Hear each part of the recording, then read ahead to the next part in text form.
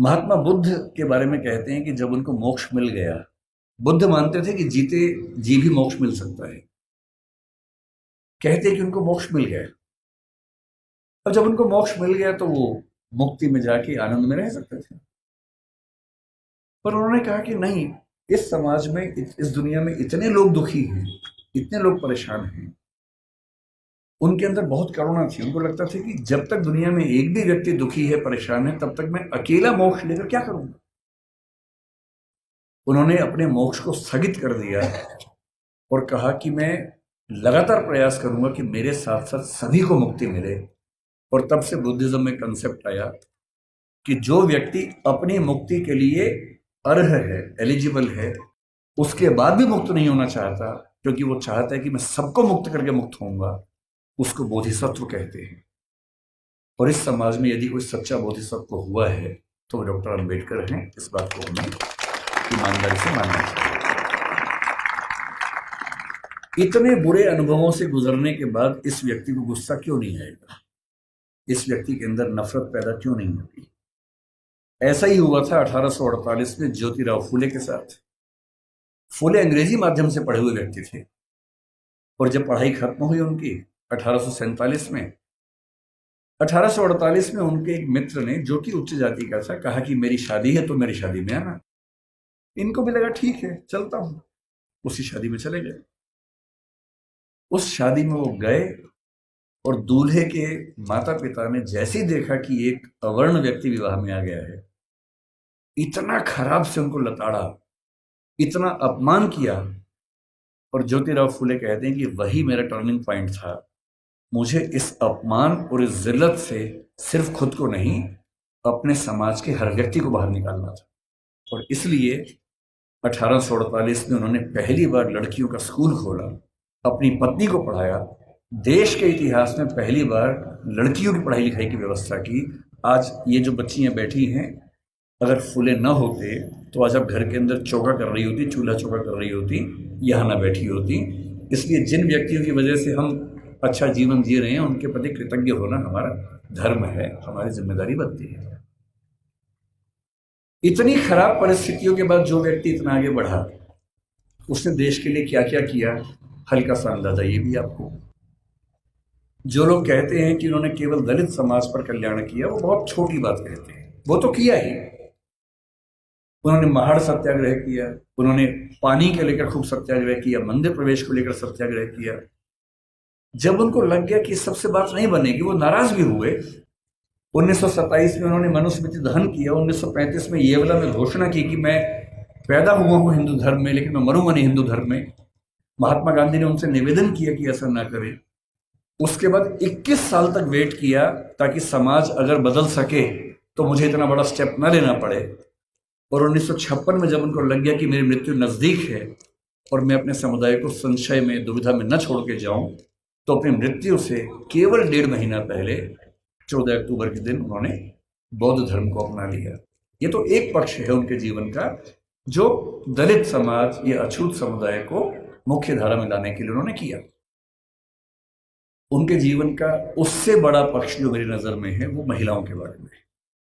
आपको अंदाजा नहीं होगा शायद, जब भारत का संविधान बना, उन्होंने बहुत जिद की।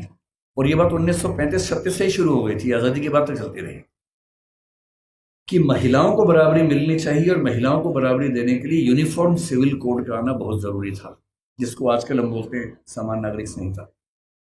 ये यूनिफॉर्म सिविल कोड आज सरकार कह रही है कि हम लेके आएंगे। ये जिद जिस व्यक्ति की थी, वो डॉक्टर अंबेडकर थे। उनको पता था कि जब तक सामाजिक कानून सभी धर्मों में पुरुष और महिला के लिए बराबर नहीं होंगे, तब तक महिलाएं आगे नहीं बढ़ सकती हैं। और उन्होंने कहा था, मैं किसी समाज की प्रगति का अनुमान इस बात से करता हूं कि वहां महिलाओं की हालत कैसी है। अगर महिलाएं पढ़ी लिखी नहीं है, वो घर के अंदर बंद है, तो समाज कैसे प्रगति करेगा? वो नेहरू जी से लड़ गए। जिस सरकार में वो कानून मंत्री थे, 1946 से 51 के बीच का जो दौर था, उन्होंने नेहरू जी से, जो प्रधानमंत्री थे, खूब झगड़ा किया कि यूनिफॉर्म सिविल कोड आप लेके आइए। उस समय नेहरू जी का मानना यह था कि 1951 के पहले आम चुनाव होने के बाद, जनता से विश्वास लेने के बाद मैं लेके आऊंगा। और अंबेडकर साहब ने नाराज होकर इस मुद्दे पर देश के कानून मंत्री के पद से इस्तीफा दिया और एक भाषण दिया जिसमें कहा कि नेहरू जी ने अपने वायदे को निभाया नहीं है और महिलाओं की बराबरी के लिए जो प्रयास करना चाहिए वो प्रयास कर नहीं रहे। और फिर 1956 में उनकी मृत्यु होने से 1.5 साल पहले जो हिंदू कोड बिल था, Hindu code bill uniform civil code का एक बड़ा हिस्सा था जो हिंदू समाज के बारे में था, उसको 4 कानूनों के रूप में नेहरू जी ने पारित करवाया, जिसमें से एक हिंदू मैरिज एक्ट है, एक हिंदू सक्सेशन एक्ट है। और यदि आज हिंदू समाज की महिलाओं को वो सारे अधिकार मिल पाए हैं जो हिंदू पुरुषों को मिलते हैं, तो उसके पीछे जिम्मेदार सबसे बड़ा यदि कोई एक व्यक्ति है तो वो डॉक्टर अंबेडकर है। इसलिए भारत की महिलाओं को, आप जिस भी धर्म को मानते हो, मुस्लिम समाज पर यूनिफॉर्म सिविल कोड उस समय लागू नहीं करवा पाए वो, अब शायद वो भी होगा। और किसी भी समाज हो, हिंदू समाज हो, मुस्लिम समाज हो, कोई भी समाज, यदि उस समाज की महिलाओं के साथ बराबरी नहीं है तो राज्य की जिम्मेदारी बनती है कि वो कानून बनाकर बराबरी लाए।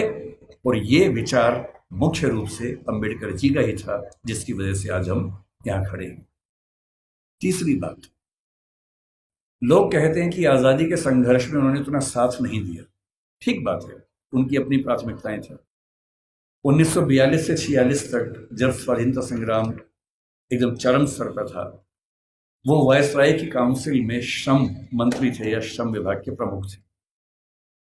आज हम कहते हैं कि भारत में जो श्रम सुधार हैं, श्रम सुधार का मतलब किसी भी व्यक्ति को नौकरी पे रखेंगे तो कम से कम इतना वेतन देना ही होगा। न्यूनतम वेतन बोलते हैं, मिनिमम वेजेस बोलते हैं, प्रोविडेंट फंड बोलते हैं कि जब कोई व्यक्ति रिटायर हो तो उसको कितना पैसा मिलता है एक साथ।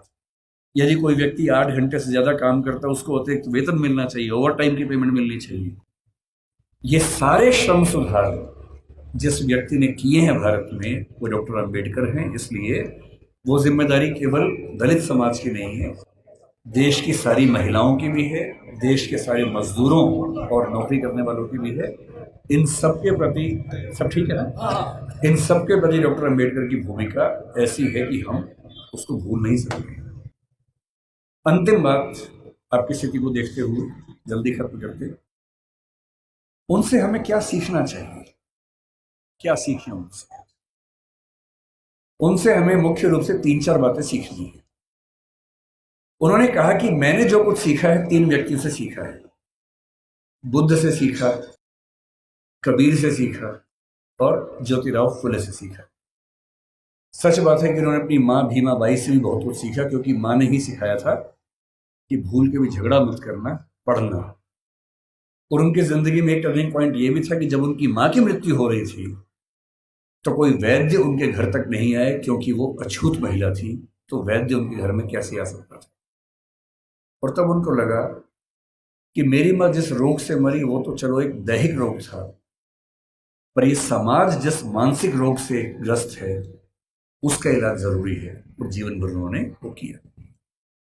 अंबेडकर जी से आपको और हमें क्या सीखना चाहिए? मैं तो अपने हिस्से का सीखता हूं, आपको भी क्या सीखना चाहिए? देखिए, जो समाज का वंचित समुदाय है, जिसमें हम में से अधिकांश लोग आते हैं, आपको समानता की स्थिति में आना है। अंबेडकर जी एक बड़ा सुंदर संविधान देश का लिख के गए हैं। उस संविधान में एक हिस्सा मूल अधिकारों का है। बहुत इंटरेस्टिंग बात है कि हमारे संविधान के मूल अधिकारों में सबसे पहला अधिकार समानता का है, न कि स्वतंत्रता का है, क्योंकि समानता जरूरी है। और अनुच्छेद 14 है, 15 है, 16 है, 17 है, 18 है, ये 5 अनुच्छेद पूरी तरह से समानता को स्थापित करने का प्रयास करते हैं। और आर्टिकल 17 में साफ साफ लिखते हैं, अस्पृश्यता का अंत किया जाता है और किसी भी रूप में इसका आचरण निषिद्ध होगा और दंडनीय होगा। अपने मरने से 1 साल पहले दबाव डाल के 1955 में उन्होंने अस्पृश्यता अपराध अधिनियम भी पारित करवा लिया, जिसके तहत अनटचेबिलिटी या अस्पृश्यता को या छुआछूत को अपराध घोषित किया गया है। उनसे हमें क्या सीखना चाहिए? आपको क्या सीखना चाहिए? पहली बात, उन्होंने एक बड़ी गहरी बात कही थी कि शिक्षा शेरनी का दूध होता है और जो इसको जितना पीता है उतना ही दहाड़ता है। बिना शिक्षित हुए कुछ नहीं हो सकता। और यहां तक कहा कि तुम्हारे पैर में जूते हो ना हो, हाथ में किताब होनी चाहिए।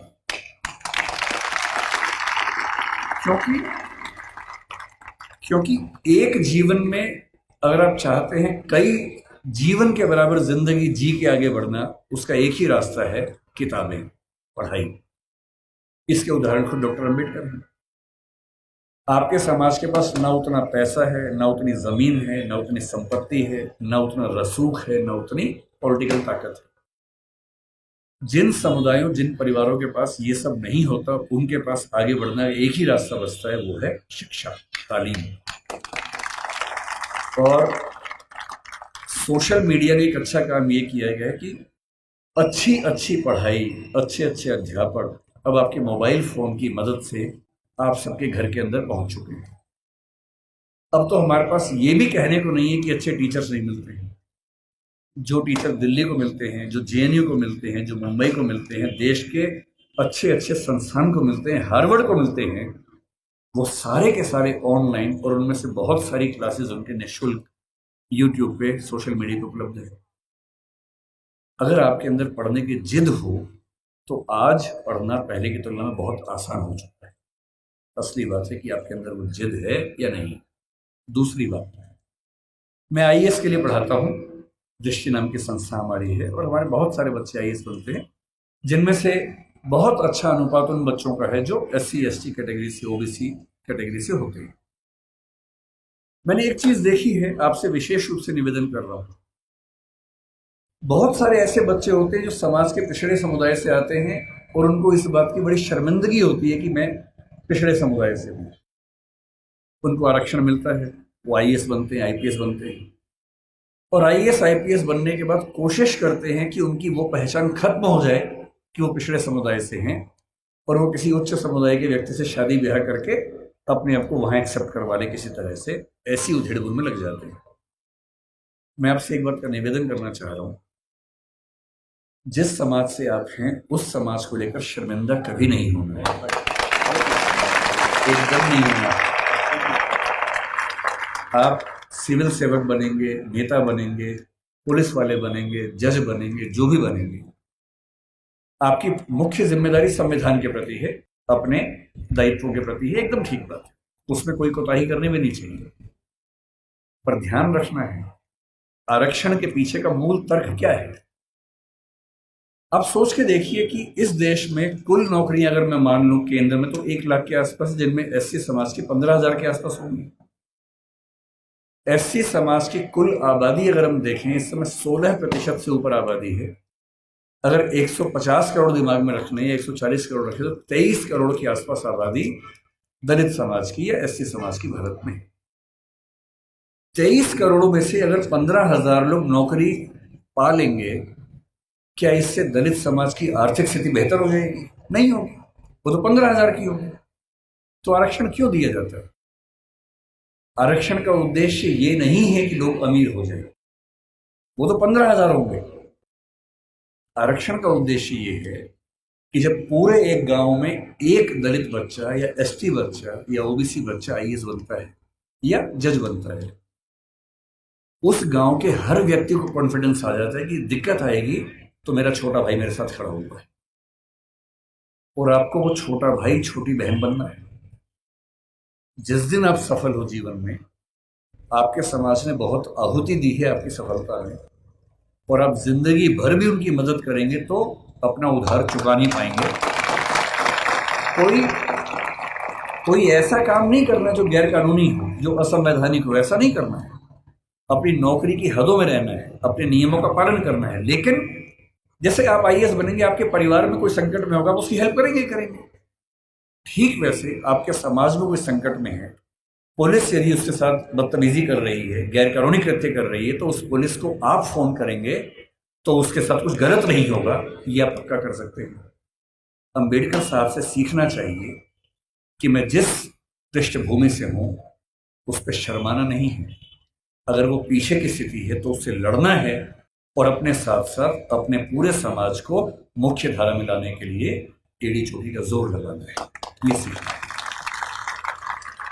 तो पहली बात सीखनी है पढ़ाई, दूसरी बात सीखनी है अपने समाज का साथ देना, पीछे कोई भी हट सकता है। जाति को लेकर कबीरदास ने बड़ी गहरी बात कही थी कि व्यक्ति की पहचान उसकी योग्यता से होनी चाहिए, मेहनत से होनी चाहिए, जाति में क्या रखा हुआ है।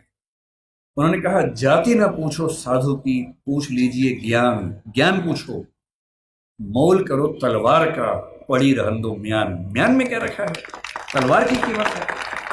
और यदि हम कहते हैं कि पिछड़े समाज के लोग पढ़ने में पीछे हैं, तो ऐसा क्या था कि एक बच्चे को मौका मिला और वो पूरी संविधान सभा में सबसे ज्यादा पढ़ा लिखा व्यक्ति बन गया।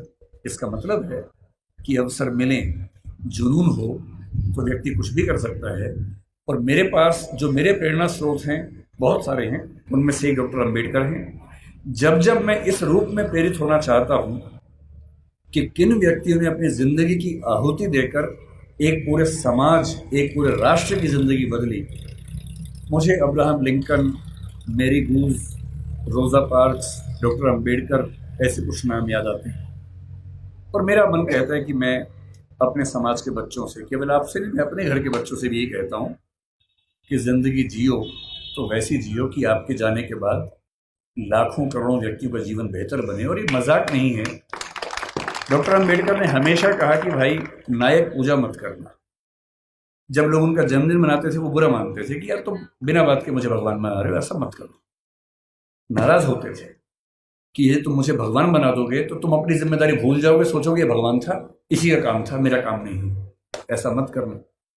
उन्होंने खूब मना किया। समाज की अपनी मजबूरी है कि यदि कोई व्यक्ति इतना महान काम करके जाए तो उसको सम्मान न दे तो क्या करे। इसलिए उनका जन्मदिन भी मनाया जाता है, पुण्यतिथि भी मनाई जाती है। 14 अक्टूबर का दिन भी नागपुर में मनाते हैं। आज 7 नवंबर, आज का दिन बड़ा पवित्र है। आज वो जीवन में पहली बार स्कूल में गए थे, उसी स्कूल में जहाँ दरी हाथ में लेके जाना होता था। ये उसी स्कूल की बात है। और मुझे खुशी है कि ये जो संगठन है यहाँ इस दिन को मना रहा है। और मैं एक अंतिम एग्जाम्पल के बाद समाप्त करता हूँ। 1954 का एग्जाम्पल है।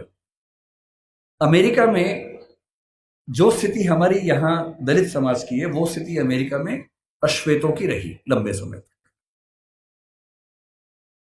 हुआ क्या कि जब अमेरिका आजाद हुआ तो अमेरिका के संविधान में समानता की बात लिखी गई। जब समानता की बात लिखी गई तो दास लोगों ने विरोध किया कि अगर समानता है तो हम दास कैसे हैं। 90 साल लगे दास प्रथा को समाप्त करवाने में। अब्राहम लिंकन ने खत्म किया, अपना जीवन दे दिया। तो 1866 में दास प्रथा खत्म हो गई, लेकिन अभी भी अश्वेतों को अधिकार नहीं मिले, महिलाओं को वोटिंग राइट्स नहीं मिले अभी तक। अब महिलाओं और अश्वेतों के आंदोलन शुरू हुए कि हमें बराबरी चाहिए। और उसमें एक घटना, बड़ी रोचक घटना है, सुनिए क्या हुआ। 1950 के आसपास अश्वेतों का आंदोलन बड़ा प्रखर हो गया। उस समय डॉक्टर अंबेडकर अपने जीवन के आखिरी दौर में थे, उन्होंने भी उस आंदोलन को देखा समझा। उसमें 2 घटनाएं घटी। एक महिला थी रोजा पार्क्स। अमेरिका का नक्शा देखा हो तो उसमें एक राज्य है अलाबामा। अलाबामा में एक शहर है मोंटगोमरी, वहां का प्रसंग है। अस्पृश्यता कुछ मात्रा में अमेरिका में भी थी और देशों में भी थी। कैसे थी देखिए, वहां एक नियम था कि जो सरकारी बसें होती थी उन बसों में शुरू की 4 सीटें केवल श्वेत लोगों के लिए होती थी और चौथी सीट के पीछे अश्वेत लोग बैठ सकते थे। वो भी एक कंडीशन पे कि यदि श्वेतों की 4 सीटें भर गई और फिर कोई श्वेत आ गया तो अश्वेत को सीट छोड़नी पड़ेगी। ये कंडीशन थी। तो लोग करते थे, बैठते थे, 4 सीट छोड़ते थे। कोई श्वेत आ गया, उठते थे, छोड़नी पड़ती थी। उनको खराब लगता था। ये वही पानी है जो उनको नहीं मिलता था, है ना। इसके लड़ना नहीं है, प्यार से लेना है, झगड़ा नहीं करना है। एक दिन उनके जैसा जी के देखो कि पानी नहीं मिला, एक दिन जी के देखो ताकि समझ में आए कि उनका जीवन कैसा था। खैर, एक महिला थी जिसका नाम था रोजा पार्क्स, करीब 40 साल की, बहुत ही सभ्य महिला थी, अश्वेत महिला थी। कई बार उठ चुकी थी बस से, बस में बैठती थी, उठा दिया जाता था। एक दिन उसको बहुत गुस्सा आ गया। तो बस में बैठी थी 5वीं सीट पे, पहली 4 पे श्वेत लोग बैठे, कुछ लोग और आ गए। ड्राइवर जिसका नाम विलियम ब्लेक था वो उठा और उसने कहा कि आप उठिए। 3-4 लोग थे अश्वेत, सब उठ गए। उसका उठने का मन नहीं हुआ। ड्राइवर ने फिर कहा कि उठना होगा। उसने कहा ऐसा है कि मैं तो नहीं उठूंगी, जो करना कर लो। बस आगे नहीं बढ़ी, पुलिस आई। उस महिला का नाम रोजा पार्क्स था, कभी सर्च कीजिएगा नेट पे पता लगेगा। उसे गिरफ्तार किया गया, जेल में डाला गया। पूरे अफ्रीका, पूरे अमेरिका के उस राज्य के अश्वेत, यहां तक कि मार्टिन लूथर किंग जूनियर जो उस समय काफी प्रसिद्ध नेता थे, वो भी इस आंदोलन में शामिल हो गए। सभी अश्वेत व्यक्तियों से निवेदन किया गया कि सरकारी बस में बैठना ही नहीं है। वो सरकारी बस का एक प्राइवेट बस कंपनी को ठेका मिला हुआ था, वो चला रही थी। अश्वेत समुदाय ने बड़ी गजब की एकता दिखाई। 20-20, 30-30 किलोमीटर दूर उनके घर थे, टैक्सी से आए। अश्वेत टैक्सी वालों ने बस के बराबर किराए में टैक्सियां चलाई, लेकिन बस में नहीं बैठे। 1 दिन, 2 दिन, 3 दिन, होते होते 381 दिन आंदोलन चला। 381 दिन, 1 साल से ज्यादा कोई बस में नहीं बैठा। और अंत में अमेरिका के सुप्रीम कोर्ट को इस कानून को खारिज करना पड़ा जिसमें अश्वेत बैठ नहीं सकते थे, और वहां उस आंदोलन की समाप्ति हुई। डॉक्टर अंबेडकर हमारे समाज के रोजा पार्क्स बने, अब्राहम लिंकन बने। और अगर आपको लगता हो कि आपका जीवन खराब है, एक और घटना से अंतिम बात करके समझ लें। अमेरिका में जब समानता आई तो स्कूल शुरू हुए। अश्वेत बच्चे बोले हम भी स्कूल जाएंगे। कुछ कुछ अंबेडकर जी की याद आपको आएगी इस घटना से। अब अश्वेत बच्चे स्कूल जाएंगे, ये तो वहां के संविधान में लिखा हुआ था। तो वहां की सरकारों ने क्या रास्ता निकाला, कुछ स्कूल श्वेतों के लिए, कुछ अश्वेतों के लिए बना दिए। मामला सुप्रीम कोर्ट में गया कि भाई ये क्या समानता है, हम भी उसी स्कूल में पढ़ेंगे। तो सुप्रीम कोर्ट ने फैसला दिया कि नहीं, समानता का मतलब सिर्फ इतना है कि आपको स्कूल मिलेगा, अच्छी गुणवत्ता का मिलेगा, लेकिन अगर अलग अलग स्कूल है तो इसमें कोई दिक्कत नहीं है। तो ये व्यवस्था ठीक है कि अश्वेतों का स्कूल अलग, श्वेतों का स्कूल अलग। अब ये बड़ी दिक्कत थी अश्वेतों को। आंदोलन चलता रहा, चलता रहा, चलता रहा।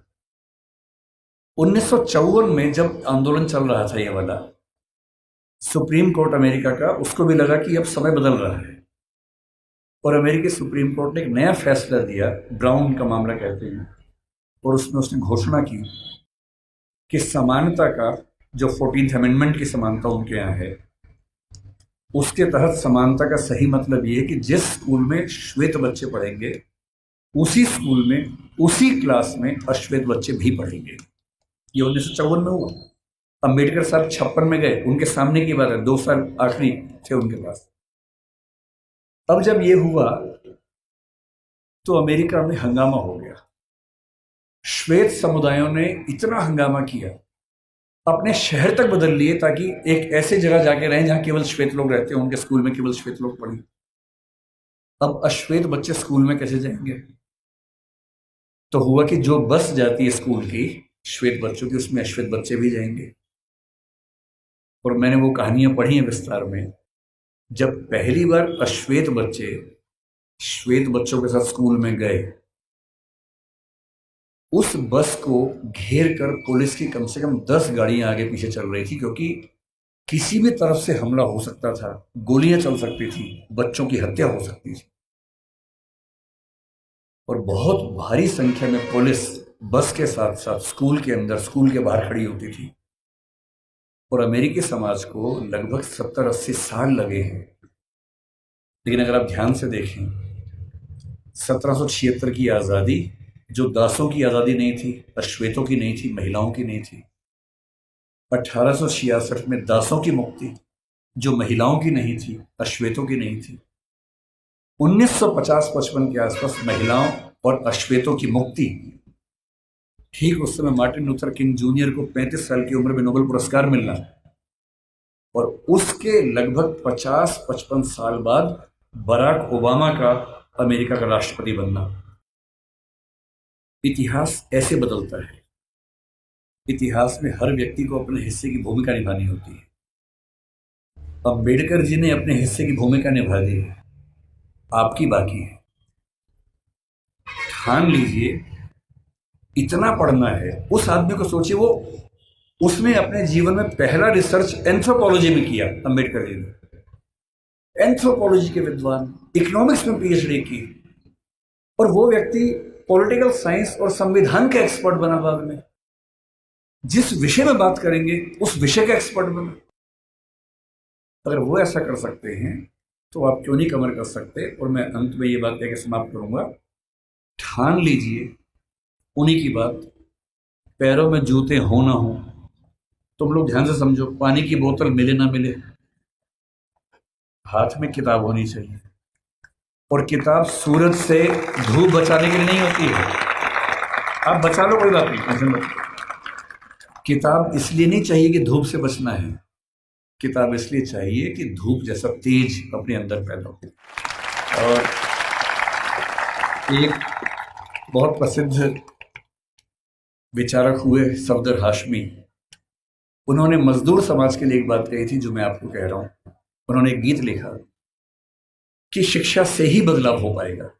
वो कहते हैं, पढ़ना लिखना सीखो ओ मेहनत करने वालों, पढ़ना लिखना सीखो ओ मेहनत करने वालों, पढ़ना लिखना सीखो ओ भूख से मरने वालों, क ख ग घ को पहचानो, अलिफ को पढ़ना सीखो, अ आ ई को हथियार बनाकर लड़ना सीखो।